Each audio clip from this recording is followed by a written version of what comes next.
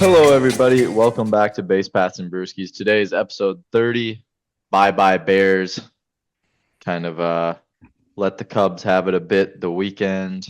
We're recording on Wednesday, so it was a couple days ago now. We've watched a couple of the Rockies games. So, at least for myself, if I'm a bit shaky on some of the details of this series, that is why. It's been a busy couple days. Beer of the pod is the high noon watermelon. Honestly, my least favorite high noon flavor, and that's why there's like an abundance of them laying around my house right now. But they are still good. High noons are still pretty solid, so I'm excited to give it a little try. Oh yeah, more mid than ever. Uh, no, but high noon flavors are pretty solid. Watermelon's just a bit different. It's definitely one of those where you're like need to be sweating your ass off and just need something refreshing. But Yeah. it's pretty good.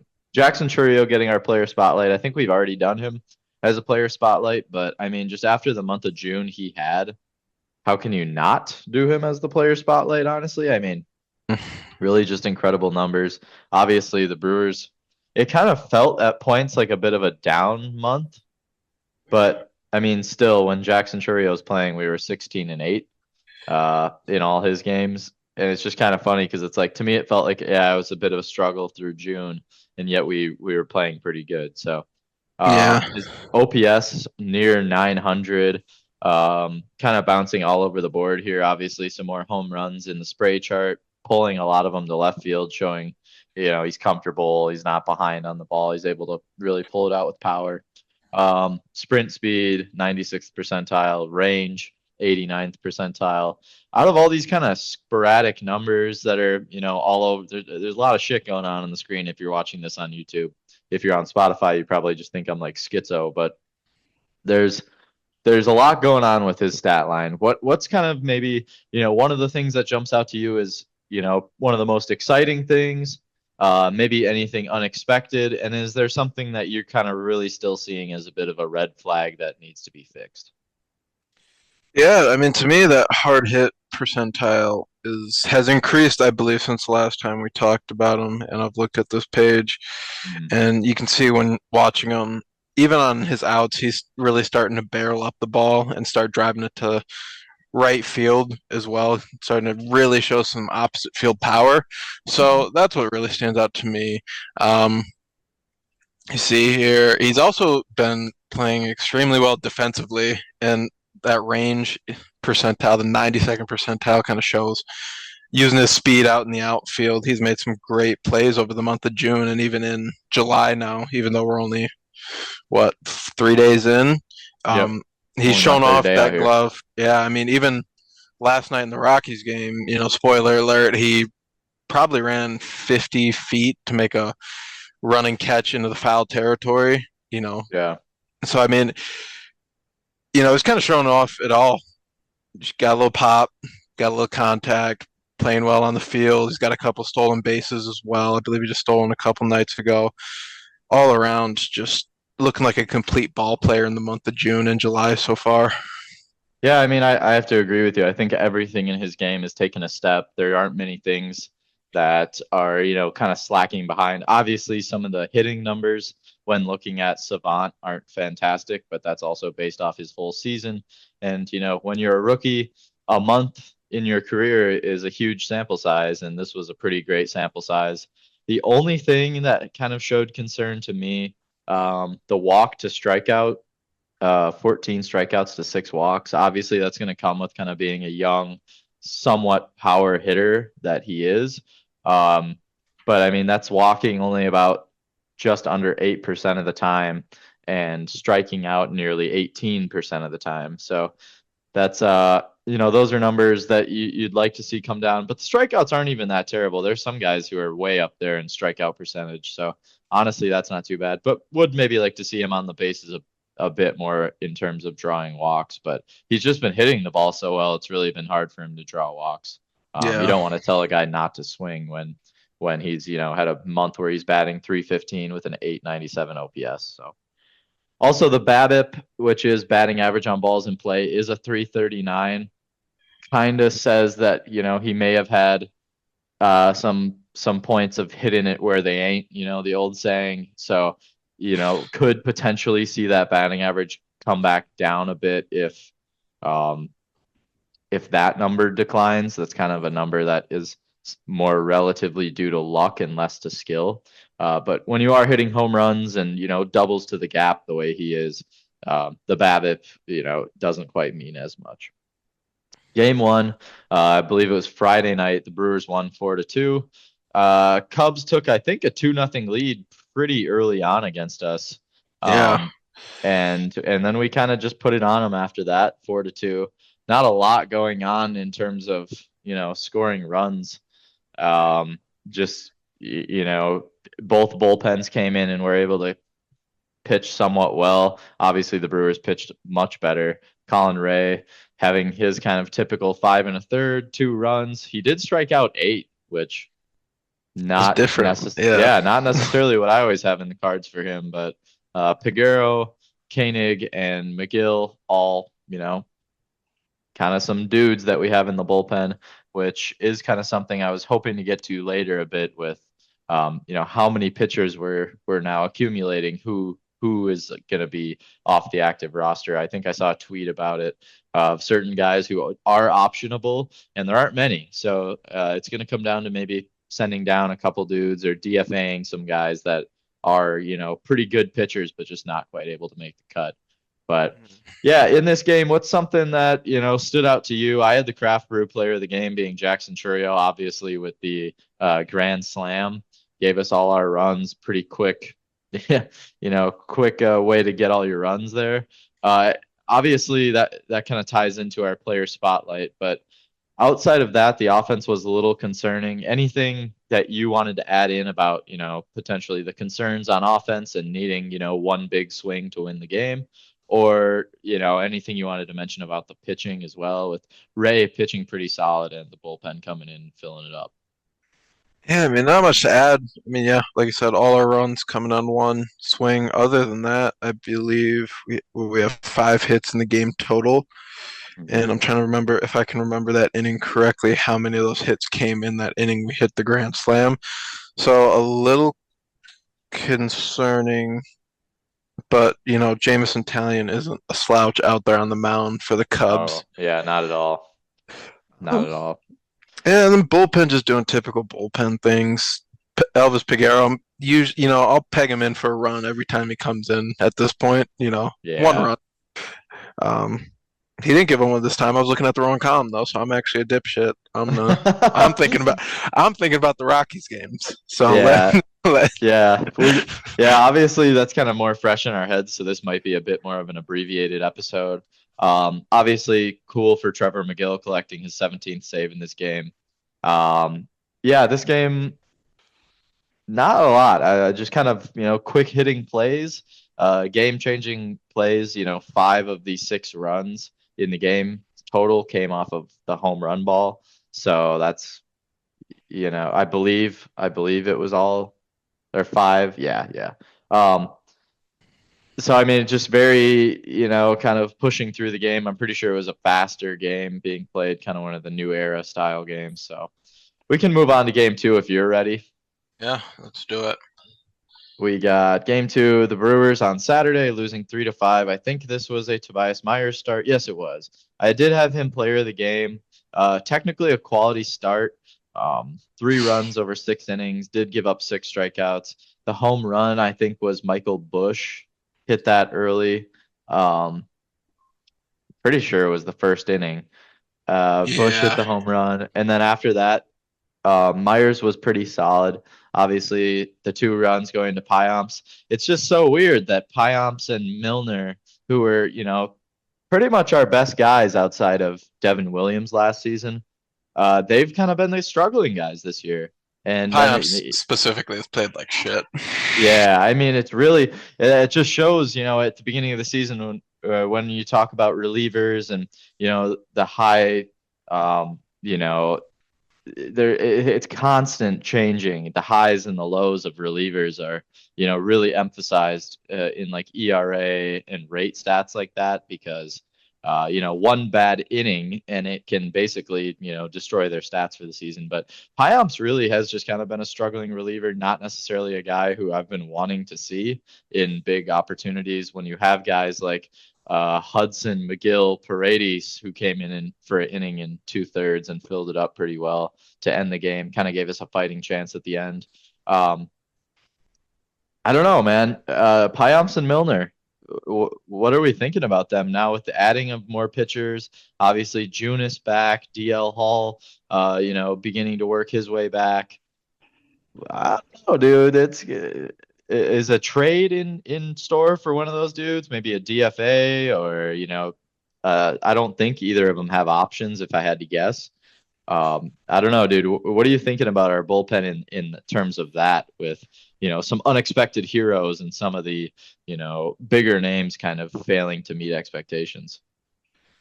Yeah, I mean, again, some more spoiler alert for the fucking Rocky series, but Pyomps again on Monday night, gives up an inning he can't have. Hmm. And I think Pat Murphy said it after the Cubs game where he just can't be walking guys in that situation. And then he Yeah. gave up the 2-run homer to Ian Happ. It's just in high leverage. I also think he gave up a homer against the Padres like a week and a half ago too. Yeah, I think you're right. And Yeah, it's he gave just up the Cronenworth, didn't he? yes to end the to that walk off. Yep. Yeah, I'm pretty sure that was it was like a 3-2 count home run. Yeah. So, Yep. And yeah, at this point, as of now, I just don't think he should be in any high leverage situations. He shouldn't touch the eighth, ninth extra innings at all until he possibly figures out what the hell is going on. And then long term, between him and and Milner, I'd probably want to keep Milner over Pyomps. I think I'm not sure if Pyomps has an option. I think I'm Milner. checking right now. So, guys with an option on the roster, Tobias Myers, obviously, DL Hall, Trevor McGill, not going to happen. Brian Hudson, not going to happen. Elvis Paguero, likely not going to happen. Uh, and JB Bukowskis, which, So that's not a but, lot of guys. but I mean, also, what is Bukowskis? I don't know how much he's even really pitched this year. I don't think he's gotten any Has he innings in pitched the at all? recently. Yeah. Um, Um, Trying to find him here. Sorry, I'm on the phone. I didn't have my other computer set up to look at stuff, so I'm kind of trying to do quick baseball reference check on the phone here. Um, yeah. But Pyomps, I think Pyomps and Milner both candidates to move. I would rather see Pyomps go over Milner. I think mhm. there's always a benefit to having a lefty with a weird throwing slot, even though Oh we yeah. have we have two pretty dominant lefties in the bullpen already in Koenig and Hudson. I I think that's a much better resource to have um, over Pyomps, who just in these he keeps getting tossed in these high leverage situations where he needs to have a shutdown inning and he shits the bed. Yeah, I mean, I think the natural replacement too is like, Devin Williams. I think he's kind of starting a throwing program. At least if he hasn't yet, he will be soon. We have Abner Uribe, and a common thing about those both of those guys, high leverage right-handers, and that's kind of the role Pyomps has been playing. And so it kind of seems like a bit of a natural transition, and it does suck that Pyomps doesn't have an option because of how good he was last year. And obviously, he's had great moments this year. It's not like his ERA is like 7 or anything, but with the guys that we have, it's not easy to be in our bullpen. It's not, a spot where, oh, we just have guys in there that just to kind of fill up space, fill up innings. I mean, we have guys who can be high leverage relievers, basically, from the closer to, you know, the first guy to come out in a blowout. I mean, they're all capable of high leverage. So you got to stay on top of your game if you want to be in this bullpen. And I think that this game, that's kind of the biggest takeaway I had from it with Pyomps at least, because it did, kind of end up costing us a bit at the end there.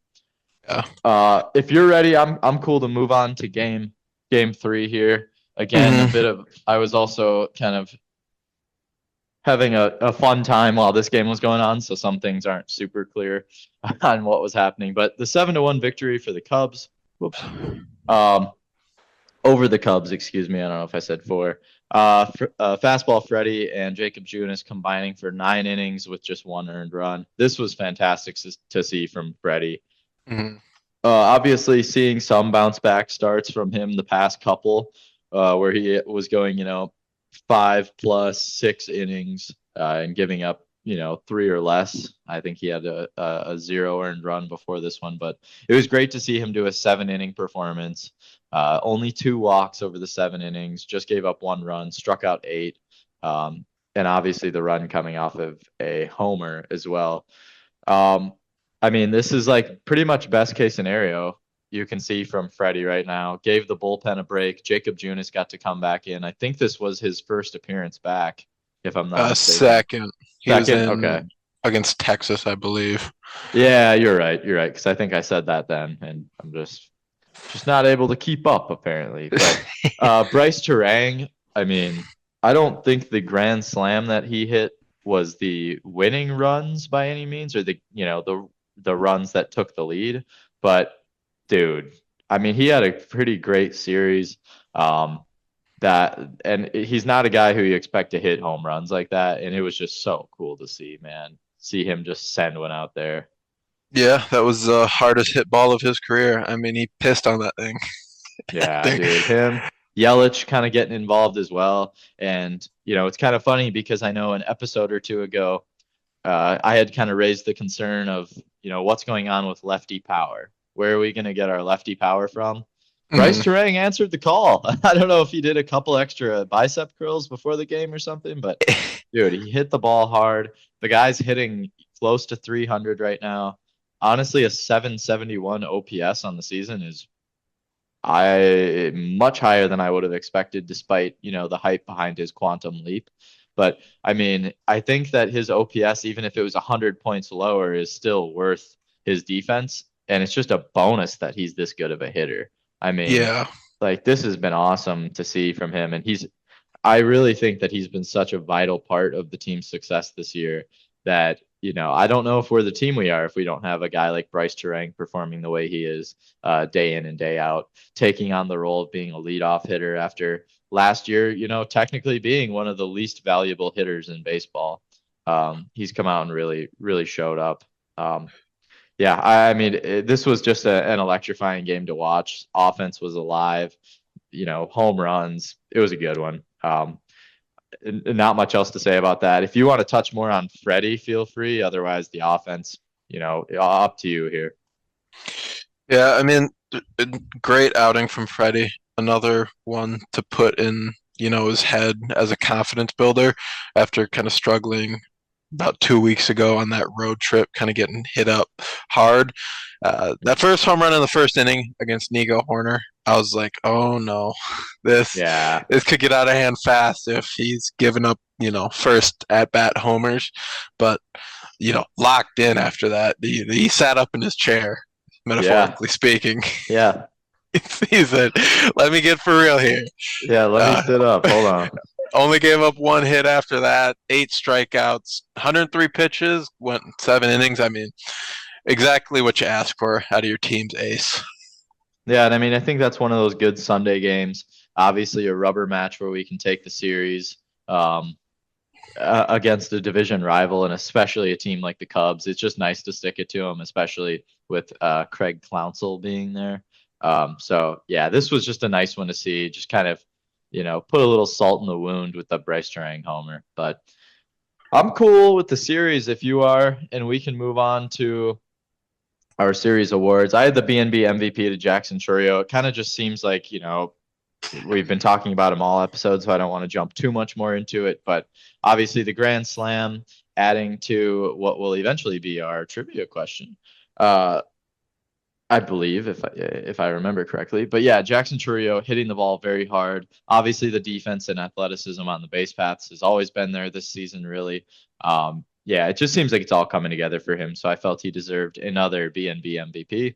The barrel blaster goes to Bryce Turang for that nuke against the Cubs, hitting a grand slam. And he just seemed to be, I think he had a hit or I believe there was only one game where he had less than 2 hits or more. So I mean, the dude was hitting the ball well this series. And when he's your leadoff guy, that's what you need. Crafty pitcher, I went Freddie Peralta. I think this could have been handed out to a couple different guys, but Freddie going 7 innings the way he did. Um, besides like you mentioned the Nico Horner homer, this was a dominant performance and kind of what we're used to from seeing from a typical ace. And Freddie Peralta looked, all that and more. So that was nice to see. And welcome back to the bump. I gave to Jacob Junis. Obviously, like you said, his second game back pitching and really just kind of seemed to do it with ease. There didn't seem to be too much problem. Whether or not he's ready to jump back into being a rotational guy, that's still up for question. But I think it was nice to see him back on the mound throwing against a rival. Had a lead late in the game and was able to kind of just coast us to the end a bit and made it feel like a nice, easy one to watch there at the end. Anything you want to comment on or any changes you'd make to this? Yeah, I mean, where does Jacob Junis go once Devin Williams gets back? And we just traded for Aaron Savale. And Yeah. spoiler alert, Dallas Keuchel had a decent outing against the Rockies, Yeah, so dude. It he started may looking be rough, but yeah, he may be keepable. yeah. Mhm. Where do we put all these pitchers we have that can just eat innings? Like Yeah, I mean, the way I suffering look from at it, success. yeah, seriously. I mean, that seems to be the issue. It's like, I think in terms of your rotation, Freddie, clearly. I think Colin Ray has done well over enough over the season to be stuck in the rotation. Too bad we Why? don't have. Too bad there's no Bobby Gass, no Robert Gasser. I think that's where Keuchel kind of replaces that lefty role. Tobias Myers we have in there, and that sixth spot to me, Jacob Junis, Bryce Wilson, those guys. To me, it's kind of whoever wants to really step up, and Bryce Wilson can kind of keep that and be, that somewhat starter kind of follower role that he's got going with Jared Koenig. And then I think Hobie Milner as well has now stepped into that opener role as well. Jacob Junis though could be, a guy who takes the traditional starter role back and kind of adds into our 5-man rotation, which kind of seems to be non-existent this season considering how many guys we've had start for us. But yeah, I mean, I think that's a great question. Where does Junis end up? DL Hall too, if he comes back and he's performed well in AAA. It Hmm. appears. So I mean, we have too many guys, and Yeah. Yeah, I mean, you could always start Hall in the bullpen, but then who goes down? I know that Rob Zastrinzi guy. Spoiler he alert again. he threw He, a good inning. yeah. So like, what do we do here? I mean, do we sell high on one of these guys? Like Go get Garrett I Crochet. Let's just end this debate. Let's go yeah, get, and it'll be Freddie, Garrett, and Devin Williams when he gets back, and we can just roll with those three. Um, yeah, I mean this team, the pitching. I mean, you can never have too much pitching. I would say, especially with how many injuries are going on. But I mean, we're getting pretty damn close to feeling like we have too much pitching, despite somehow also feeling like we don't have starters. Um, so but very interesting going on here. And the Aaron Savale trade, was it confirmed for sure? yeah, I believe so. Okay. We gave up And Gregory Barrios, who yeah, uh, that's right. was one of the prospects I highlighted in the prospect episode, and that breaks my heart. Yeah, yeah, you kind of get connected to these dudes, which Yeah, also coming soon will be the prospect 10 through 1 reveal. Obviously, we've had some setbacks with that, so we're going to try and figure out a good time to do that. It might come a little bit later than expected, but it is on the way. We did not forget about it. P&B trivia. Who is the only other team in MLB history to have hit 5 grand slams over an 8-game span besides the Milwaukee Brewers? I believe it was the 5-game span or 5 grand slams. I think the fifth one was the Bryce Terang, grand slam, dating back to then. I think it was Reese Hoskins, Jake Bowers, Jackson Churio, Terang, and I can't for the life of me think of the fifth one. But Terang started it against the Padres, then Hoskins, oh Bowers. wow. Oh, and Oh then wow, Terang wrapped it Terang. up on Sunday. Well, you got any guesses? So our first, the 2001 Cubs, I think that was like Sammy Sosa's big year. The 2020 Padres, a COVID team. The 2023 Dodgers, obviously a dominant team. And the 2022 Yankees with Aaron Judge and his AL record-breaking home run numbers. You have any guesses for what this could be? I don't know if you Yeah, saw it already. I'm pretty sure I know this one. If the TV announcers didn't sell on the stat research, it is B, the 2020 Yeah. Padres. Surprisingly enough, yeah, that is true. It is B, the 2020 Padres, a COVID team who got hot, hit a lot of grand slams over an 8 game span. Whoever goes back and finds those stats, obviously, I just read that off somewhere. I don't go and do that research myself. Whoever like is looking like, oh man, who's hit more grand slams in 8 games? Shout out to that guy for having some kind of ability, potentially autism, and figuring that out. Yeah, anyway, up next, obviously, we're already halfway through the series. A game will be starting in what, 40 40 minutes? minutes? Yeah. West Coast, From, baby. yeah, from our recording. Actually, mountain time. Mountain time. Uh, Whatever.